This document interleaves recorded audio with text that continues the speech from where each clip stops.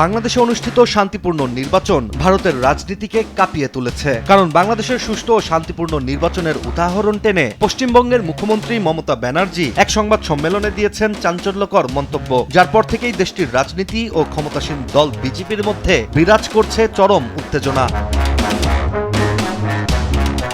মমতা ব্যানার্জি সরাসরি ভারতের ইলেকশন কমিশনারকে নিশানা করেছেন প্রেস ব্রিফিংয়ে। তিনি বলেছেন, বাংলাদেশে ভোট শান্তিপূর্ণভাবে হয়েছে, অথচ ভারতে গণতন্ত্রকে ধ্বংস করার ষড়যন্ত্র চলছে। এছাড়া মমতা শুধু ভোট কমিশনার নয়, মোদী সরকারের উদ্দেশ্যেও তীব্র আক্রমণ চালিয়েছেন। তিনি দাবি করেন, বিজেপি কেন্দ্রের ক্ষমতা ব্যবহার করে বাংলার ভোটারদের অধিকার কেড়ে নিচ্ছে। নির্বাচনের আগে হঠাৎ রাজ্যের ক্ষমতা দখল করে ভারতের গণতন্ত্রকে হুমকির মুখে ফেলছে মোদী সরকার। এ সময় বাংলাদেশের নির্বাচনকে উদাহরণ দেখিয়ে মমতা বলেন, প্রতিবেশী বাংলাদেশ নির্বাচনকে শান্তিপূর্ণভাবে পরিচালনা করতে পারে, অথচ ভারতের কেন্দ্র রাজ্যকে দমন করছে। আর ভারত বাংলাদেশ সম্পর্কের মধ্যেও এখন রাজনীতির ছায়া পড়ছে, কারণ সীমান্তবর্তী এলাকার জনগণ এবং রাজনৈতিক দল দুই দেশেই সংযোগযুক্ত।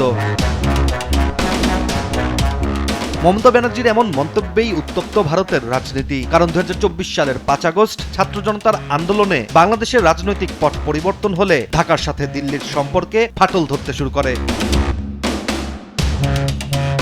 তবে 2026 সালের 12 ফেব্রুয়ারি অনুষ্ঠিত বাংলাদেশের ত্রয়োদশ জাতীয় সংসদ নির্বাচনে বিএনপি সংখ্যাগরিষ্ঠতা পেয়ে জয়ী হলে দুই দেশের মাঝে নতুন করে কূটনৈতিক সম্পর্কের সমীকরণ শুরু হওয়ার সম্ভাবনা তৈরি হয়। কিন্তু পশ্চিমবঙ্গের মুখ্যমন্ত্রী মমতা ব্যানার্জি বাংলাদেশের নির্বাচন উদাহরণ টেনে এবার যেভাবে ভারতের ক্ষমতাসীন দলের সমালোচনা করেছেন, তাতে রাজনৈতিক পরিস্থিতি আবারও উত্তপ্ত হতে পারে বলেই ধারণা বিশ্লেষকদের। বাংলাদেশের শান্তিপূর্ণ ভোট, ভারতের ভোটার তালিকা বাদ দেয়া, মোদী সরকারের কেন্দ্রীয় হস্তক্ষেপ এবং রাজ্য বনাম কেন্দ্র দ্বন্দ্ব সব মিলিয়ে ভারতের রাজনীতি এখন এক নতুন ধারায় দাঁড়িয়ে, যেখানে বাংলাদেশকে উদাহরণ দেখিয়ে ভারতের একজন মুখ্যমন্ত্রী ভোটার অধিকার, গণতন্ত্র রক্ষা এবং মোদী সরকারের বিরুদ্ধে সরাসরি আক্রমণ করে রাজনৈতিক মানচিত্রে তোলপাড় সৃষ্টি করেছেন। ইশতিয়াক হোসেন, দেশ টিভি।